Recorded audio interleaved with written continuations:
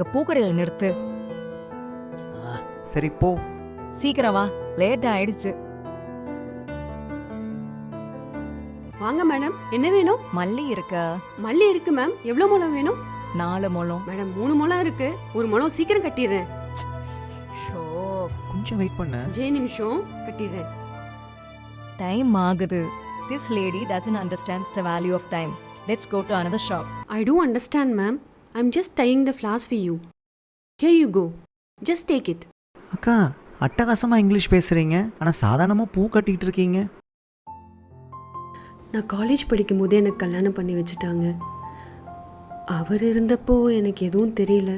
ஆனால் அவர் போனதுக்கப்புறம் எங்கெங்கேயோ போய் இப்போ இங்கே பூ கட்டிகிட்டு இருக்கேன் நான்.